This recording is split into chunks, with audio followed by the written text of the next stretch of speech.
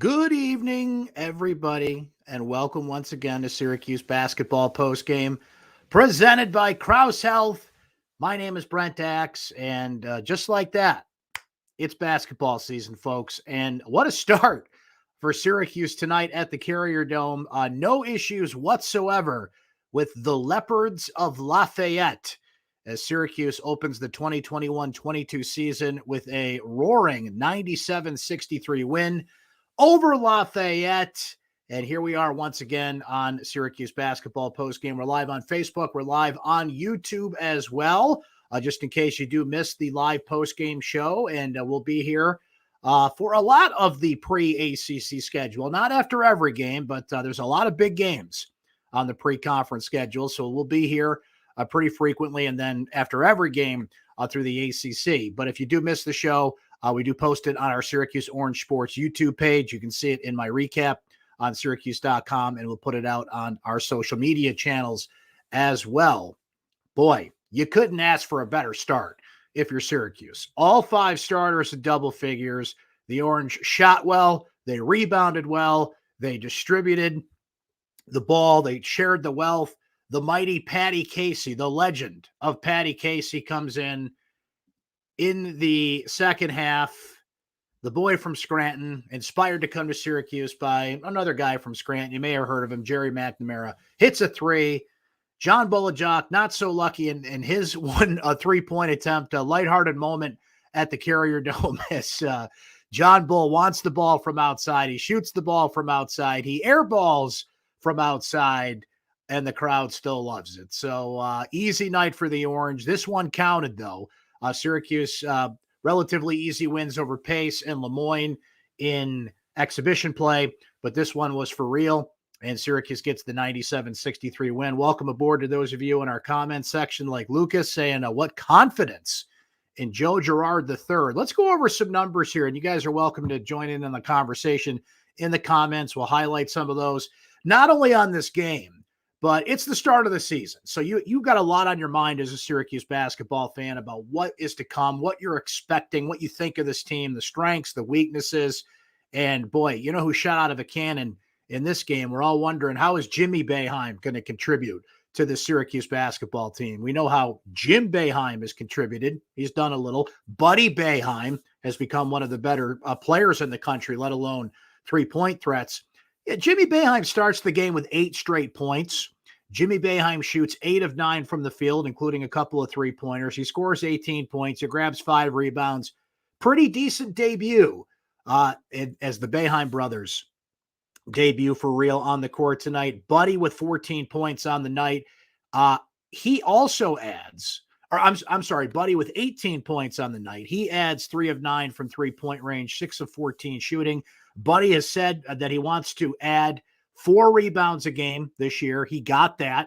6 assists on the night. He did not lead Syracuse in assists. That was Joe Girard III, who led Syracuse in scoring with 20 points, led Syracuse in assists with 7 points. Both Joe does that in 25 minutes, by the way. Jimmy Boeheim in 25 minutes. Not needed a full run out there tonight with how Syracuse pulled away in this one. Cole Swider, who was red hot in both exhibition games, shooting from outside, started the night off slow offensively. He certainly did not end that way. He ends up with a double-double on the night, 18 points for Cole, or 14 points, pardon me, for Cole Swider, 12 rebounds. So a double-double in his Syracuse debut. And Cole, 6 of 14 shooting, 2 of 7 from three-point range. He certainly is going to be somebody to watch. He looks like he's been on this team for a couple of years already. He's comfortable. He's comfortable in his role shooting the ball, but the rebounding thing, that's an eye-opener. In Lafayette, you say, oh, it's Lafayette. They actually had some size.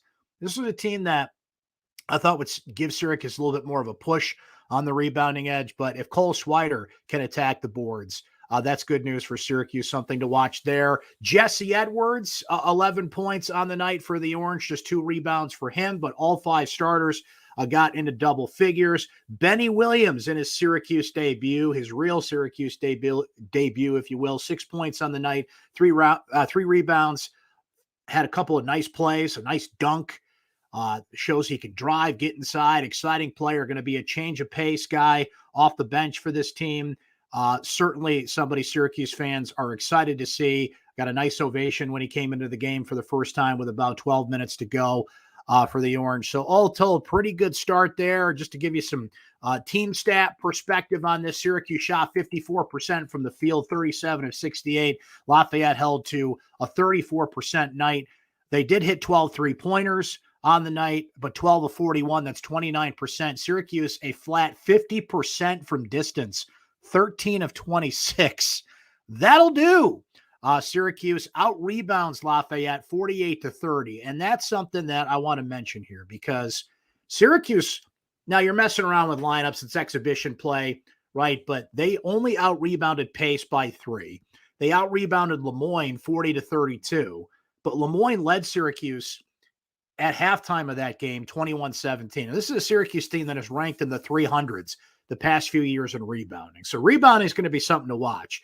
And I mentioned it, Lafayette's got some size.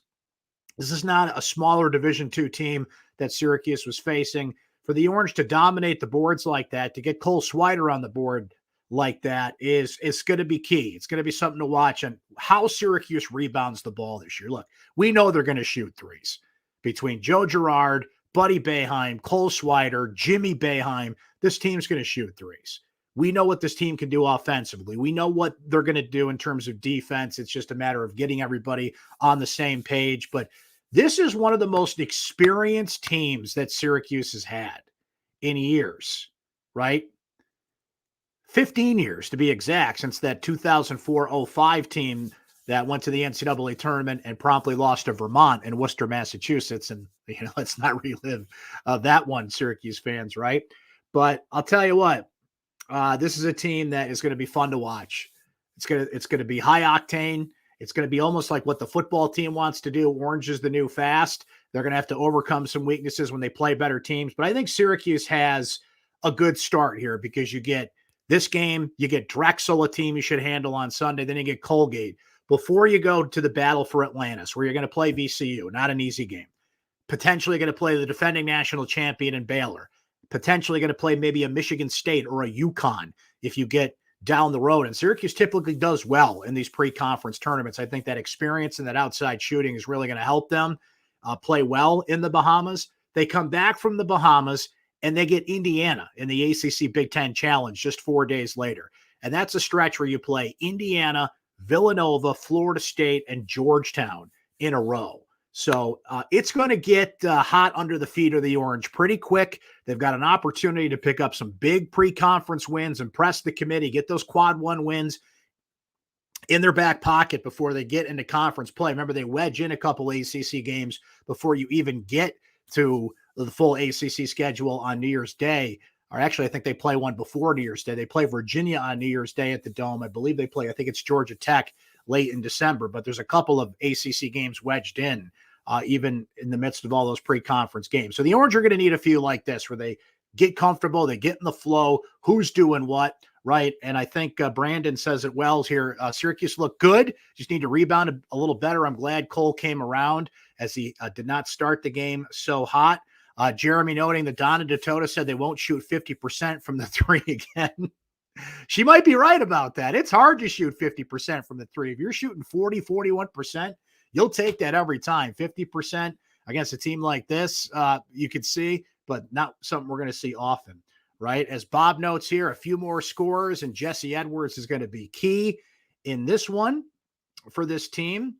Bill noting that everybody contributed a complete effort, and this could be a fun team to watch. Josh thinking that Jimmy is going to start. He is, Josh. So the starting lineup tonight for Syracuse was Joe Girard, Buddy Boeheim, Jimmy Boeheim, Cole Swider, Jesse Edwards. That's going to be your starting five. And keep in mind that the starting five for Jim Boeheim never really matters. Who's on the floor when it matters? Benny Williams is going to get plenty of time. He's going to, I don't want to put a number on it now early on, but you would imagine somewhere in that 27 to 30-minute range, maybe a little bit less if he's struggling and Jimmy is rolling. But Jimmy Boeheim showed why he's going to start in this one. But Benny's going to play. And look, there's plenty of players that either didn't start or barely started and were major contributors for Syracuse. The most famous example, I think, in recent times is Deion Waiters never started a game in 2 years, and look at the impact that he made. So that is going to be your starting lineup, barring injury or anything of that nature. Jim is, pretty set in his ways on that. And I agree with him on that sense. It's really matchups, who's playing well, who's out there in the second half when the game matters. So really not something to get hung up on in terms of the starting lineup at this point, but we'll see if Benny knocks on that door a little louder as the season goes along. As Claire notes, so happy to see Girard do well. And yeah, Girard had a heck of a season last year. There was the whole debate between him and Kadari Richmond, right, about who should be in there. Kadari Richmond no longer with this team. He's on Seton Hall. Robert Braswell moves on. Alan Griffin moves on.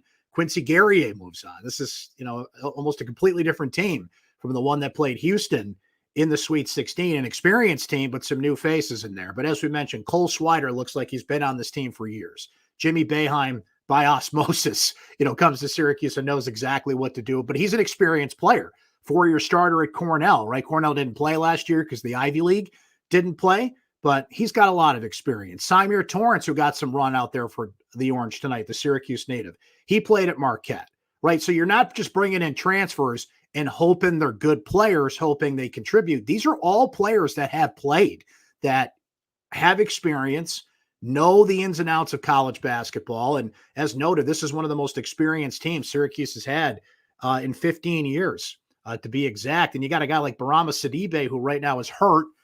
He's going to be out about another month with a knee injury. If he can give you some minutes down the road, there's a lot of experience there, but his health, of course, is his priority. I feel horrible for that guy.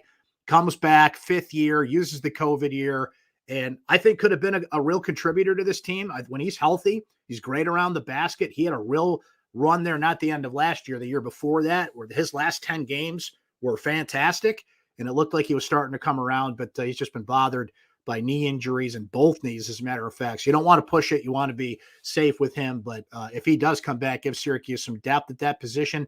I like what Jesse Edwards can bring to the table. I think he put on about 15 pounds in the offseason, looks more confident in the middle. And if Syracuse is a good rim protector and somebody that they can drive and dish to because of the focus that teams will put on the perimeter shooting.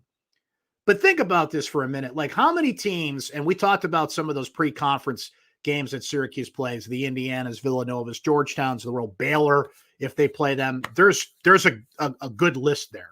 But by and large, how many teams can just completely shut off Syracuse's outside shooting with Joe Girard, Buddy Boeheim, Cole Swider, and Jimmy Boeheim? Like, who's got 4 defenders that can just shut that spigot off and completely keep Syracuse from scoring from the perimeter? It's not a long list, right? So that's something that Syracuse really has going for it. But if a team does force Syracuse out of the perimeter, have a bad shooting night, it happens. Jesse Edwards is going to be the key guy inside. Can Joe Girard, who I think is going to emphasize this more, he had 20 points tonight. This is almost like the perfect box score for Joe Girard. 20 points, 7 assists, grabs a few rebounds. What more can you ask him to do? We were talking about last year and COVID. He went through COVID. He has asthma, was really affected by COVID. He discussed how tired he was. He was, I believe, I don't know if they officially labeled him a long hauler, but he had effects of COVID for a good couple of months last year. And like we mentioned, he was battling with Kadari Richmond. But this year, you can see he's going to take what the defense gives him. If you leave him open, he can hit that deep 3, but a little bit more of a priority for him to get in the paint, distribute, and be a point guard, right? He doesn't have to do it himself. There's 3 or 4 other scorers out there, but man, if you leave him open, he's going to hit that 3. Girard, if you ever get to a game at the Dome and you get there early, watch warm-ups and watch Girard, because he will practice that shot. Like, imagine this is the 3-point line. Now take about 4 steps back. He practices that shot, and he does not miss that shot. Different in a game, but if you're going to give it to him, he's going to take it, and he is going to make it more often than not. So certainly encouraging there. Neil says it's early, but this team looks like they should finally be off the tournament bubble and could be dangerous in March. Lots of weapons. Great to see. And Neil out there in SoCal. There you go. Loving the beach life out there. Michael also noting this, as we were talking about with Girard. He's not looking over his shoulder, which helps. I think you're absolutely right about that. Look, he's going to play monster minutes. I wouldn't be surprised little bit of a prediction here. If Girard and Boeheim, if not lead the ACC, are top 4 in the ACC, both of them in minutes played, right? I think Symir Torrence is a good changeup guy. There was one shot that Joe kind of drove in the paint and kind of did like a stutter step fake. Jim Boeheim didn't like it, pulled him, put Symir Torrence in. Torrence is a guy that's going to facilitate the offense. I want to see what he can do offensively. Certainly saw him before he went to Marquette, watched a little bit of him at Marquette. Not a ton, though. So I want to see what he can do offensively, but we certainly know he can facilitate, run the offense, change a pace guy. But as you noted, Michael, not looking over his shoulder like he was last year with Kadari Richmond. And by the way, that was a legitimate argument. Kadari Richmond's a great player.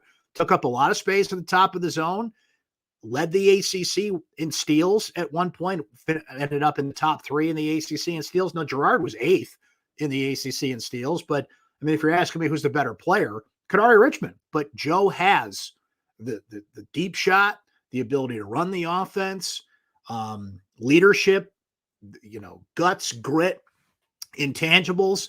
Boeheim's been on record as saying that, and I don't think Jim should say this about players, like just move on. But Jim's always going to shoot from the hip and be honest. I was saying recently that, Kadari didn't work hard, and Jim was always insistent that, he couldn't play him over a certain amount of minutes because he would get tired. And I was like, come on, no, Kadari's a good player. Bottom line, Kadari logged a lot of minutes and played really hard when Joe was out with COVID last year as well. So, que sera, sera.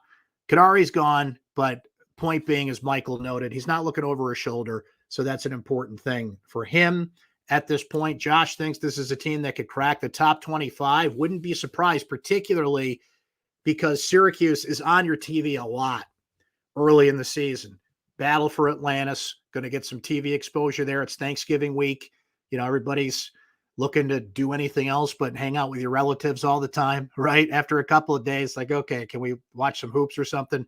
So a lot of people are going to be watching basketball over the Thanksgiving break. ACC Big Ten Challenge, the game against Villanova, who is a top 25 team. That's going to be on national TV. Syracuse is on ESPN or ESPN2 a ton this year. A lot of feature games, obviously the ACC schedule, ACC network. This game was on the YES network and some of those regional games, but they're going to get a lot of early exposure against teams that are either ranked or a name brand program. So if they take care of business in those games, wouldn't surprise me. Right now, they're sitting kind of right on the edge. A lot of people have Syracuse in that like kind of 29 to 32 range in preseason polls.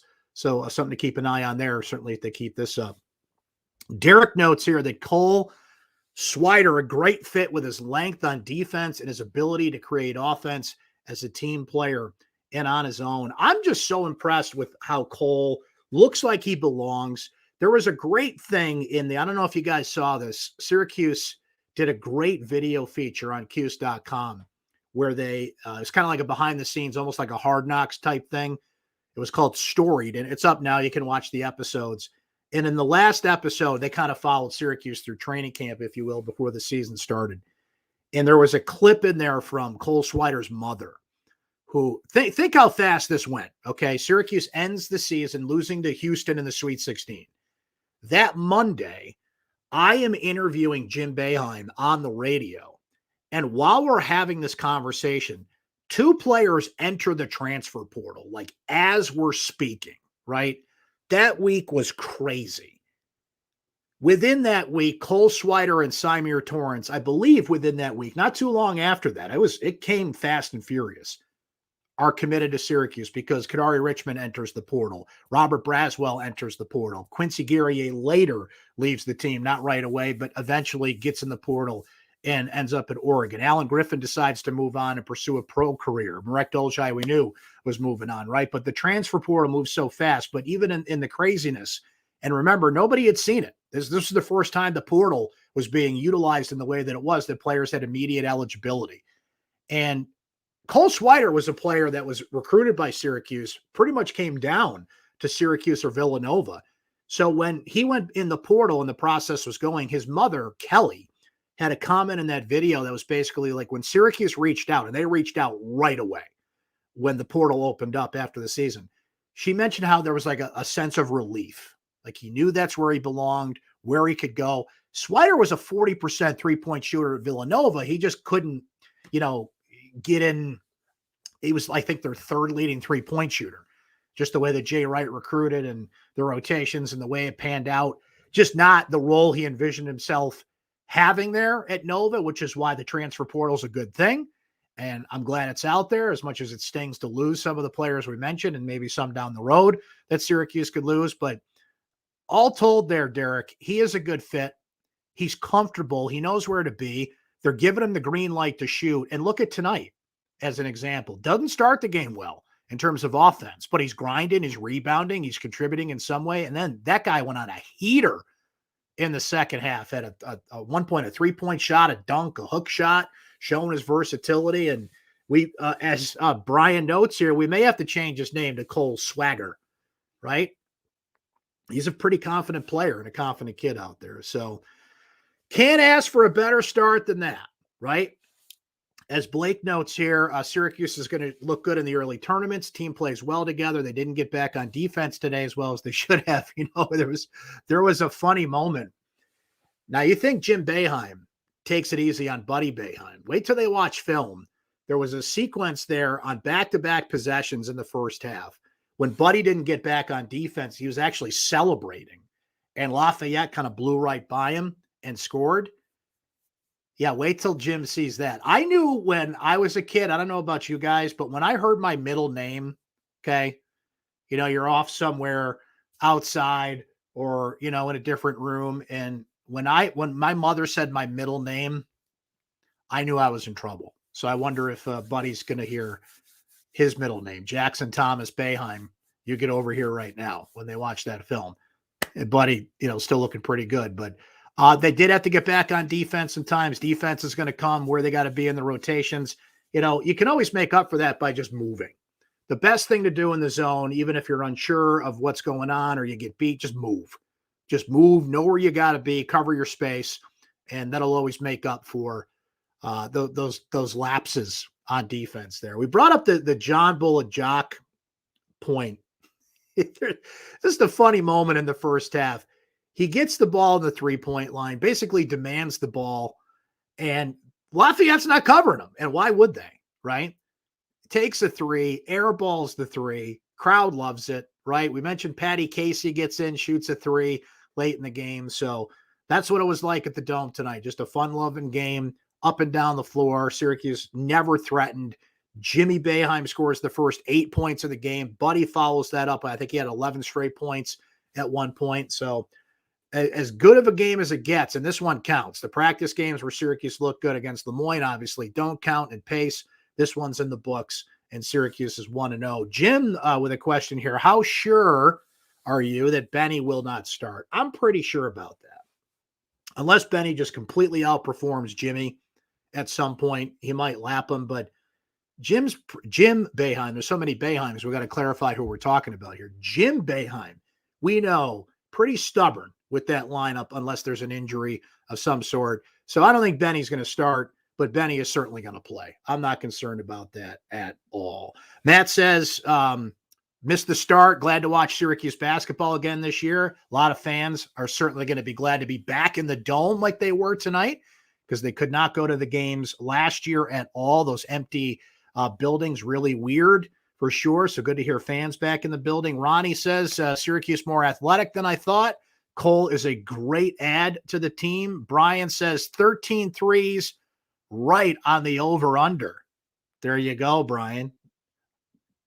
And I believe somebody do the math on this. Yeah, Syracuse, for entertainment purposes only, covered a certain number that some people were keeping a close eye on for this one, right? Matt noting here, interior defense will be the key this season. Will be interesting to see how well they defend the rim and rebound. No question about it. Lafayette has some size, but when you play, Baylor would be the real first test of this. Because Baylor, if you recall how they beat Gonzaga in the national championship game and the way that they rebound, they're not a particularly big team. I mean, they got big guys, but it's the way they rebound. You're talking about a lot of players, 6'8", 6'9", that the way they defended Gonzaga, the way they rebound, it's effort. It's just getting after it. It doesn't necessarily – Syracuse is a pretty long team, but it's not necessarily size and length to get your rebounds. it's strategy, it's want to, it's getting to the rim, but defending in the interior, like Jesse had 4 fouls tonight, right? So if he gets into foul trouble, can Frank Anselm hold his own against better teams? And without Barama available at this point, that could get real interesting real quick, because there's a smaller lineup there where you don't want Jimmy Boeheim playing center. I think he could hold his own and do it in a pinch, like Marek Dolezaj had to do pretty much all of last year. And I think Marek's actually playing center in Pro Bowl now. So there you go. He got ready for that. But certainly you don't want Jimmy playing center in big spurts against better teams. So a good point there. We'll keep an eye on that, Matt, as the season goes along. All right, tell you what, folks, I think we'll end there for tonight. Just a reminder, we'll be here live after most Syracuse basketball games. There's going to be a few here in the pre-conference schedule we will not have post-game shows for, but certainly the bigger games I know the next one will be up for Battle for Atlantis opening night, which is November 24th. We're going to take Thanksgiving off, but Syracuse will play on that Friday the 26th. We'll be back for that. The Indiana game, the Georgetown game, the Villanova game, a lot of those games will be here. Our next post-game show is going to be Saturday after the football team plays Louisville. That's a 12 o'clock kickoff. So look for that over on the Syracuse Orange Football Facebook page and here on Syracuse Orange Sports on YouTube. And again, if you ever miss these shows presented by Krause Health, you can find it on our Syracuse Orange Sports YouTube page. We put it out on our social media channels, so make sure you're following those.